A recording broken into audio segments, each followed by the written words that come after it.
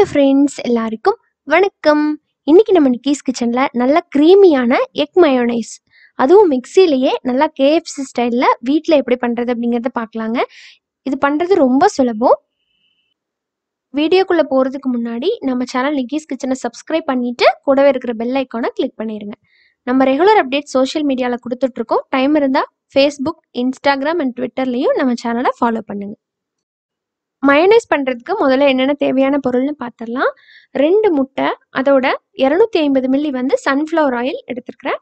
கூடவே 1 டீஸ்பூன் சர்க்கரை, 1 டீஸ்பூன் எலுமிச்சம்பழ ஜூஸ், அப்புறமா 1 டீஸ்பூன் அளவுக்கு உப்பு, 1/2 டீஸ்பூன் பெப்பர், 1 டீஸ்பூன் கடுகு தூள். கடுகு அரைச்சி சளிச்சு சேர்த்துருக்குறேன். இந்த ஆயில் எடுக்கிறீங்க பார்த்தீங்களா, அப்போ கடலெண்ணெய், நல்லெண்ணெய் இந்த மாதிரிலாம் சேர்க்கக்கூடாது. ஏன்னா அதில் ஃப்ளேவர் இருக்கிறனால மயோனைஸில் அந்த ஸ்மெல் வந்துட்டுருக்கும். ஸோ ஸ்மெல் இல்லாத, ஃப்ளேவர் இல்லாத ஆயிலாக நீங்கள் எந்த ஆயில் வேணாலும் யூஸ் பண்ணிக்கலாம். இப்போ வாங்க இது எப்படி பண்ணுறதுன்னு பார்த்துடலாம். நம்ம எடுத்துருக்கிற 2 முட்டையை முதல்ல ஒரு மிக்சி ஜாரில் சேர்த்துக்கலாம்.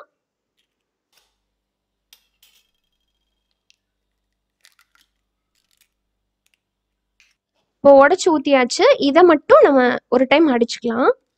நல்லா மிக்ஸ் ஆகி விடுற மாதிரி லோ ஸ்பீடில் வச்சு தாங்க அடிக்கணும். இது ஃபுல்லாகவே லோ ஸ்பீடில் தான் பண்ணணும், ஹை ஸ்பீடில் பண்ணிடாதீங்க. இப்போ இந்த மாதிரி அடித்ததுக்கப்புறமா நம்ம எடுத்து வச்சுருக்கிற உப்பு, சர்க்கரை 1 டீஸ்பூன், அப்புறமா கடுகு பொடி 1 டீஸ்பூன், பெப்பர் பொடி 1/2 டீஸ்பூன் எல்லாத்தையும் சேர்த்துட்டு நம்ம கிரைண்ட் பண்ணிடலாம். நல்லா மிக்ஸ் ஆகிற மாதிரி ஒரு சுற்று விட்டுருங்க. இப்போ பாருங்க, எல்லாம் நல்லா அரைப்பட்டுருச்சு. இப்போ அடுத்துதான் நம்ம எடுத்து வச்சிருக்கிற லெமன் ஜூஸ் இருக்கு இல்லைங்களா, அதை சேர்த்துடலாம். லெமன் ஜூஸையும் ஆயிலில் கொஞ்சம் போல் சேர்த்துக்கிட்டா போதும். நம்ம இதை ஆயிலை கொஞ்சம் கொஞ்சமாக சேர்த்து தான் அரைக்க போகிறோம். அப்போ தான் உங்களுக்கு அந்த ஃப்ளஃபினஸ் கிடைக்கும், க்ரீமியாக வரும். இப்போ கொஞ்சம் மட்டும் சேர்த்துட்டு மறுபடியும் லோ ஸ்பீடில் வச்சு கிரைண்ட் பண்ணிக்கோங்க.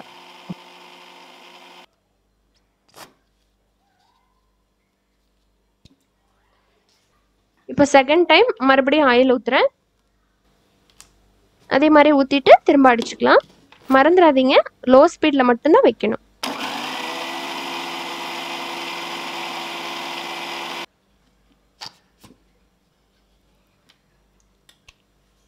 இப்போவே உங்களுக்கு நல்ல டிஃப்ரென்ஸ் தெரிய ஆரம்பிச்சிருக்கும் பாருங்க. இப்போ அடுத்த பேட்ச் ஆயில் ஊற்றிக்கலாம்.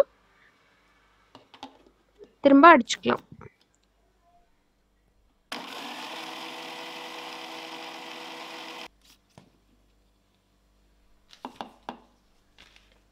ஸோ இப்போ பார்க்கலாம் எந்த அளவுக்கு க்ரீமியாக வந்திருக்குன்னு பாருங்கள்.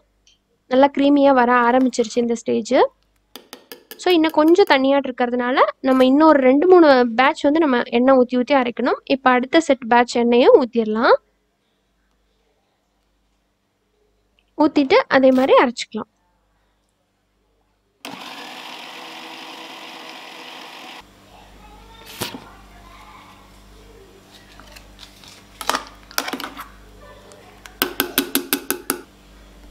கலரும் அப்படியே எல்லோ கலர்லேருந்து நல்லா ஒயிட் கலராக மாற ஆரம்பிச்சிருக்கு. இப்போ அடுத்த செட் எண்ணெயை ஊற்றிட்டு அதே மாதிரி கிரைண்ட் பண்ணிக்கலாம்.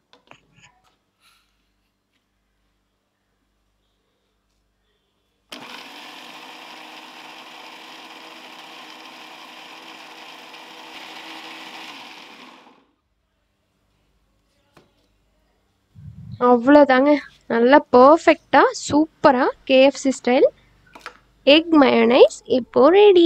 பாருங்கள் எவ்வளோ க்ரீமியாக இருக்குன்ட்டு. ஸோ டேஸ்ட்டும் சூப்பராக இருக்கும்.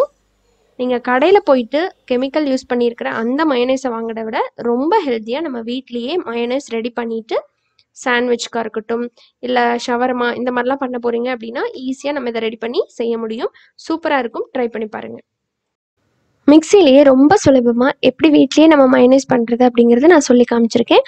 ஸோ உங்களுக்கு பிடிச்சிருக்குன்னு நினைக்கிறேன். அடுத்ததாக இதே மயோனைஸ்குள்ளே 1 டேபிள் ஸ்பூன் அளவுக்கு பூண்டை நல்லா பொடி பொடியாக சாப் பண்ணி போட்டிங்க அப்படின்னா, போட்டு நல்லா மிக்ஸ் பண்ணிட்டீங்கன்னா கார்லிக் மயோனைஸ் ஆயிரும். இதுவுமே சாண்ட்விச்சுக்கெல்லாம் வச்சு சாப்பிட்றதுக்கு சூப்பராக இருக்கும். வெறும் மயோனைஸை விட கார்லிக்கோட அந்த ஃப்ளேவரோட கார்லிக் மயோனைஸ் இன்னும் நல்லாயிருக்கும்.